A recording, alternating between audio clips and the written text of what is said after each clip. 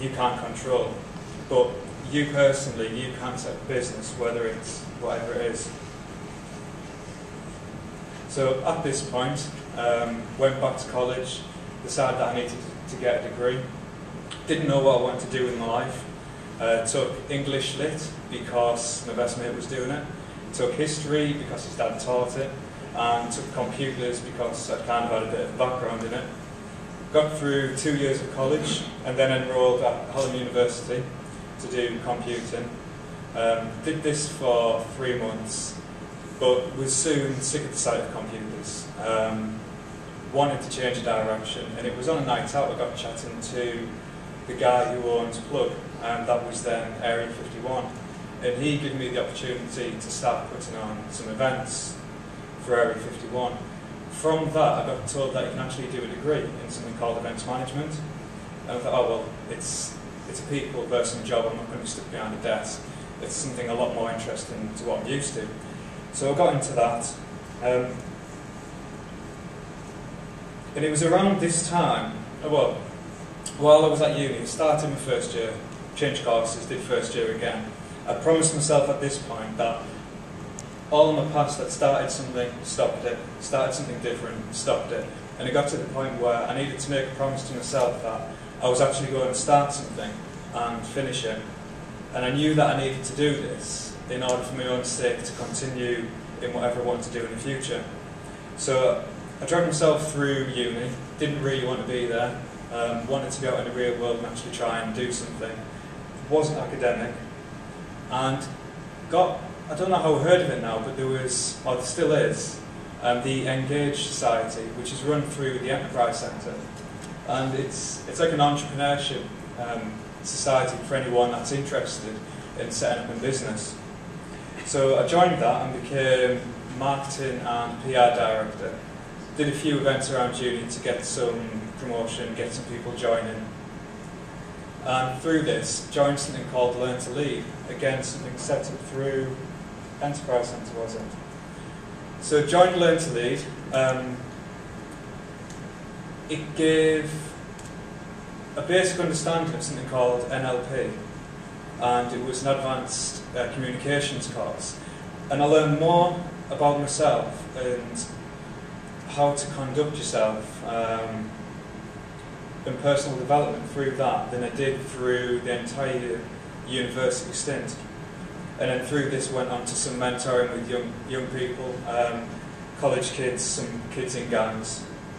Graduated from uni, just got a 2-2, had a few more jobs, a few more disagreements with bosses, left a few more jobs, and then got approached by a friend to try and set up a website for a graduate service, a premium service for graduate placements. The person I was doing this with was a medical student over at Sheffield Uni, so we started doing this together, but she decided that it wasn't for her. She was going to pursue a career in medicine. So I started looking for a job again myself, looked online, the usual sites, and noticed that most of the positions available online were for £20,000 plus jobs. There was nothing for kind of your graduate or below. Looked into it a bit further and realised it was because of the amount it costs to advertise online or in media for any positions. Smaller independent companies can't afford to do this, so all you're left with online is managerial positions, executive positions. So we then started to look at offering a free service or free job posting service for more the entry-level section of the market.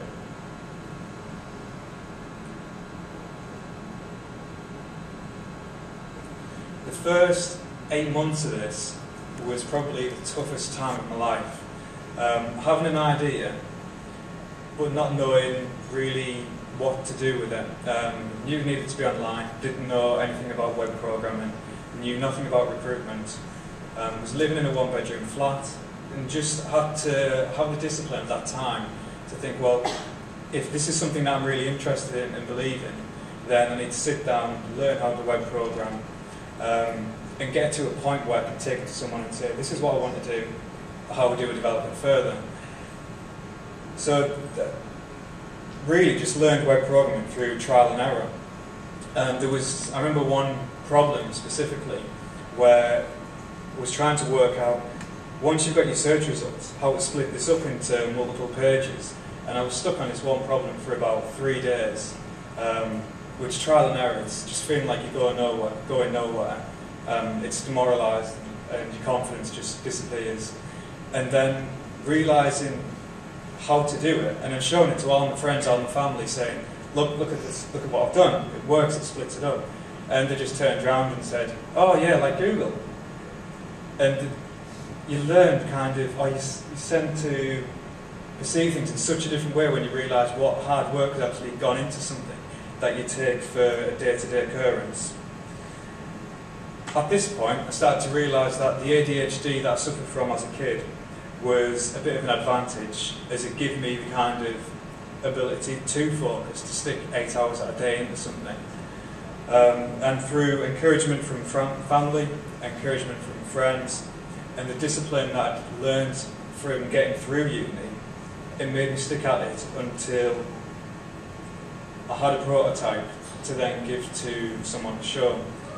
What I learned from this, and especially from getting through uni, was once you've done something once, no matter what it is, you've learned that skill, and you've got that as a resource. So if you ever need to come up against it again, you can always access that within yourself. So I took the prototype, took the system to the Enterprise Centre. At this point, I had no idea, I had no thought into the business side of things. I developed this product, but at the time didn't realise that there was a difference between a business and a product.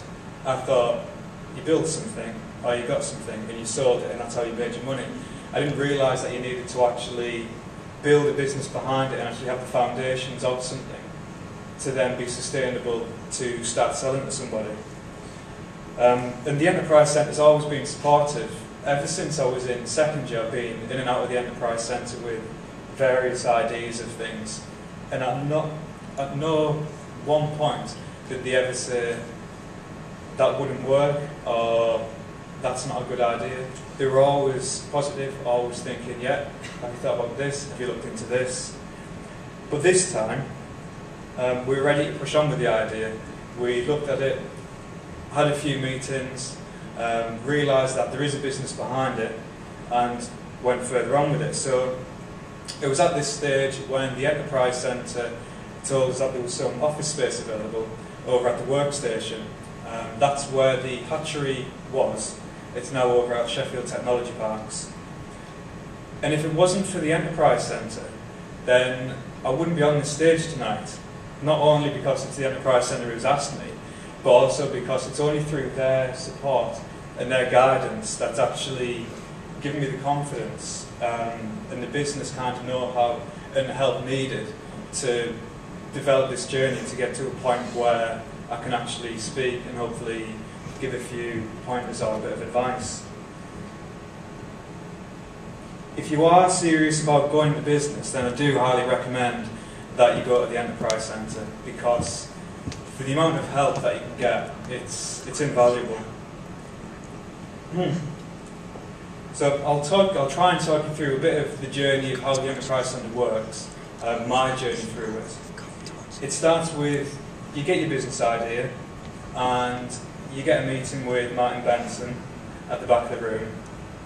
He sits you down, and where you think, I've got this business idea, and it's this big, tell him what it is, and then all of a sudden your little idea has become this big, and things get presented to you that you've never even thought about. And you soon come out of a meeting, your first meeting, feeling so motivated, because your eyes are just open to the possibilities of what you can actually do. Another thought, or another thing that really happens once you've had an idea for a business, is it's followed by doubts, confusion, questions of how can I do this, where do we go to do this, who's going to help me do this. And these are all things that kind of stop your focus. These type of thoughts get in the way of achieving what you want to do.